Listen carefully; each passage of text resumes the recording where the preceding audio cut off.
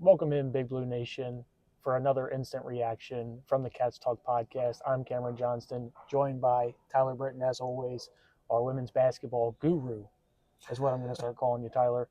Cats win 76 to 35, a 41-point win over the Purdue Boilermakers here at historic Memorial Coliseum. Tyler, it was a great game to watch, great game to be a part of. Unfortunately, I know you noticed I did have the other Kentucky Wildcats game pulled up. That did not go in our favor and not how we were planning on it at all. But let's keep it positive. A 41-point win in which the Cats held Purdue to shooting 20% from the field. What were some of your biggest takeaways from today's action? Yeah, listen, I mean, the Lady Cats here, they're carrying the team here, or they're carrying the school, loud and proud. They have two players today carry the team with 17 points each. You had Jordan Obi again was dominating on the floor, and Clara Strack, and even the coach after from Purdue was talking about they just couldn't cover Clara. And then Jordan Obi, it was kind of hard to figure out her because she's a bully on the court, but then she was bouncing back out and shooting the deep ball too. So, Yep. it's really nice to see those two players specifically step up. You have other players on the court as well. You had Tony Morgan, who had 11 points. You had Amelia Hassett had another 11 points. It was nice to see a good team effort from the starters. Bench points a little low from what I was expecting. We only had 14, but good to see that the team can step up around the on the court as well when needed. Yeah, and I kind of mentioned to you during the game, it looked like the rotation had shrunk. Mm-hmm. And I think you kind of saw that based on what you just said, the minutes that were given out to the bench. I mean, you look around, Lexi Blue only had 3 points, didn't play too many minutes. Really, the only player from the bench who played significant amount of minutes was Asia Boone. She did play. She played solid, 2 of 7 from three. You do really need her to start knocking down those threes at a higher clip, and I think she will. She's got a nice stroke, and I think she's gonna that lefty stroke. I think it's gonna start finding the bottom of the net here soon. But you mentioned Clara Strack and how good she was in this game. If she's got that turnaround fadeaway going, I just don't know how you stop her with her size and her length. If she can hit that consistently, I don't know who's stopping her. I think the only person stopping her is herself, because if she's hitting that, she's a dangerous player to have.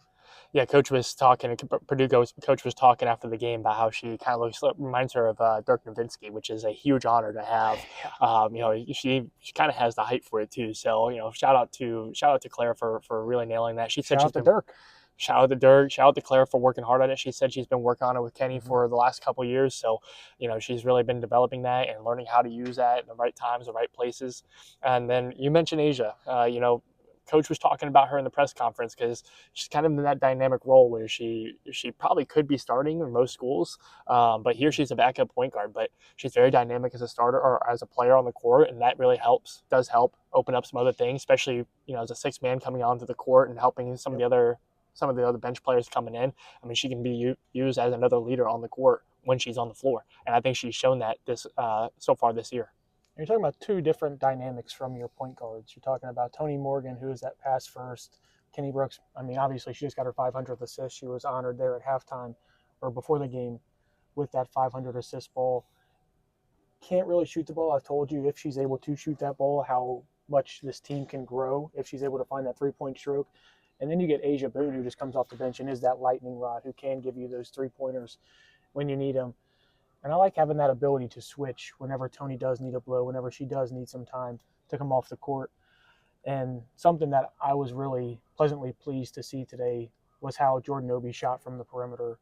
I think if you can get those two guards to shoot at a, you don't even need an elite level, at least just to where they can threaten the defense from deep, it's going to allow them to not play, not double Clara Strack like they were doing a lot. Or if Clara does get doubled, passing out to the wings, being able to hit those threes. And I think it'll really open up a lot for this offense if they're able to get that done. Absolutely. I think Kenny was talking about it too a little bit in this press conference and just making sure they're a little more consistent. He thinks that the team did well overall. And, to be fair, I mean, the results are there. They scored yet another 75 plus point game. I think this is 5 in a row now for them, which is incredible. They kept Purdue under 35 points. It's a Big Ten matchup. Kenny was talking about it in his press conference. They're about to hit the road here. It's going to be a long for stretch about for a them. month. Yep. Yeah, one of the things I took away from what he was talking about was this is going to be a team bonding opportunity. They're going to be hitting some adversity. They're going to be going to Louisville here soon. So that's going to be a toxic environment that they're going to have to go into and win. And, hate to break and put the pressure on them, but the men's team didn't beat them. We're skeptical about the football team doing it, so kind of putting the pressure on the women's team. They got to go into Louisville and get this win on Saturday. Thoughts? Yeah, I mean, and honestly, this isn't as strong as a U of L women's team as I think we've come to expect. I think they've started to hit that decline a little bit. So I actually expect the Cats to be able to go into that dirty city. I mean, let's just call it how it is. I'm from Louisville, Tyler, and I got no respect. And look how he turned out, guys. Exactly. I mean, you see it here. But I just don't think there is a matchup in which Tiani Key, Amelia Hassett, and Clara Strack, as long as you got one of those guys going offensively, I don't think Louisville's going to be able to contend with them. I do think it's going to be their closest matchup yet. I think that is also the case just because it feels like they're winning every game by 40 plus right now. Sure. And I do think it is going to be a good test. You mentioned the hostile environment they're going to be at.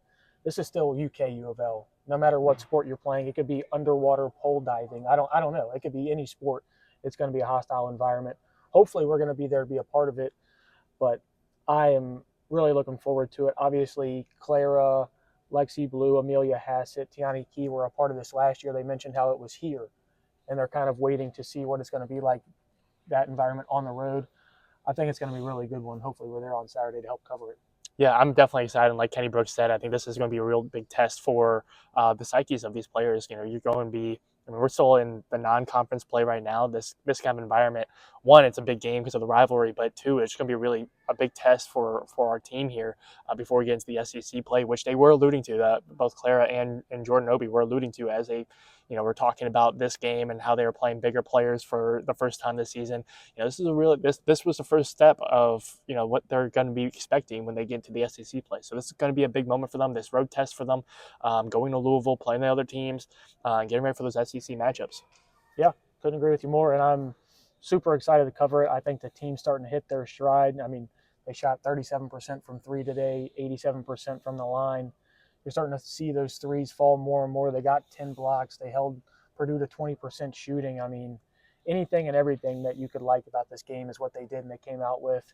And this was their biggest test that they've had so far. Mm-hmm. And they passed it with flying colors. They aced the test. And now really it's just on to Louisville. It was important for me to see that they were able to still continue to put up big numbers against a Purdue team while still limiting Purdue on the court. I'm not going to pretend to say that Purdue's the number one team in the nation or anything. They came in unranked, but it's still a bigger competition than what you had before. And for Kentucky to go out there and do what they did, I mean, they had 49 rebounds. They had 10 offensive rebounds. They picked up 39 on defense. They had 16 assists, which was good. It means they can still pass the ball against these bigger players.